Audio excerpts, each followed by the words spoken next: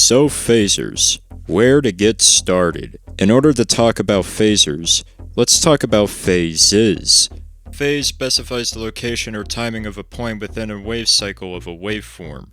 The best way to see this is by looking at a waveform. The wave is split into periods, in which each period represents one full rotation of the cycle. If we look at one period, we see the proper wave shape. The wave shape usually consists of a crest, which is the positive end, and a trough, which is the negative end. If we allow the waveform to play, we could see that over time the waveform shape is changing, and if we pause, we could see that it's in a different position. The wave is in a different phase.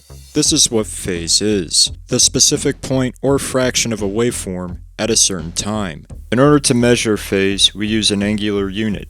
For you see, if a period is one cycle, we can relate the period to one rotation, thus requiring us to measure in an angular unit. The normal starting phase for a waveform is 0. Whenever a waveform changes its phase exactly 360 degrees, it goes back to 0, since 360 degrees equals 0 degrees when it comes to circular rotation. So you can almost think that 360 degrees is one period. Now, I know what you're wondering. If a waveform starts at a different phase, does this affect the shape of the wave? Well, yes, but also no. Well, it is true that a waveform would change its shape, but if you add another period with the same wave shape, it would be a perfect fit, thus creating a waveform that is similar to a waveform in phase, only difference that it's out of phase. So pretty much the sound of the wave would be the same as the wave shape in phase, since both make up the same waveform when played, and you wouldn't even tell if it was out of phase. So now that we discussed how phases work, let's actually put them in action. There are 3 basic effects that use or tweak phasing: phase shifting, all pass, and the HOST! Sorry, I just needed to get that out of my system, jeez. So phase shifting. What is phase shifting? Phase shifting is the term for changing the phase of a sound.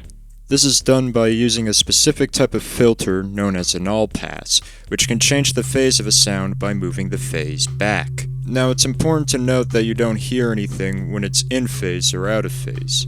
Unless if you move the gauge while the sound is in process, then you would hear some wibbly-wobbly shit, which is the result of the sound moving to its new phase. But other than that, what's even the point if you can't tell if it's changed or not?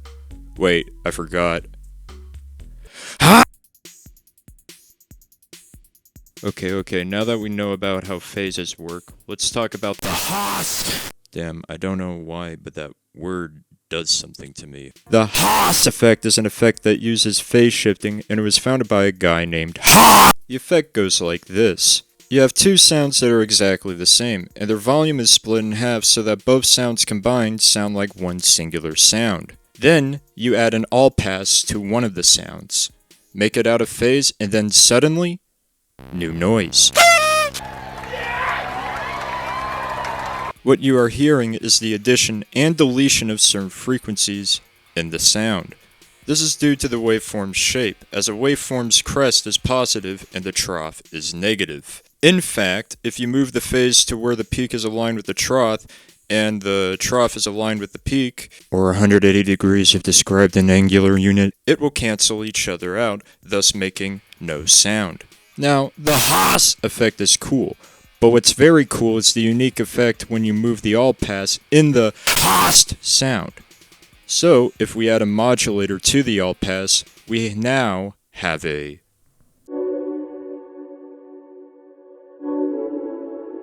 phasor is an effect in which the audio signal is processed like a HOST effect, but it has its all pass modulated. That's it. A flanger is a type of phasor, but instead of using an all pass, it uses a delay. This is done by decreasing the delay time way down, and then modulating the time super small where it creates a phasor type sound. How this works is that if you delay a sound, it would be played at a different time that does not correlate to the original sound. So technically the delayed sound would be out of phase.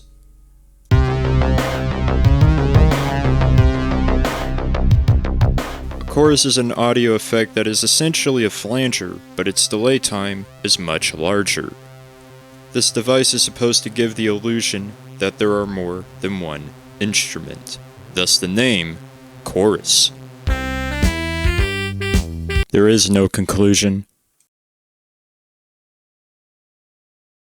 But I hope you enjoyed watching this video, and it was useful in some way or form or whatever.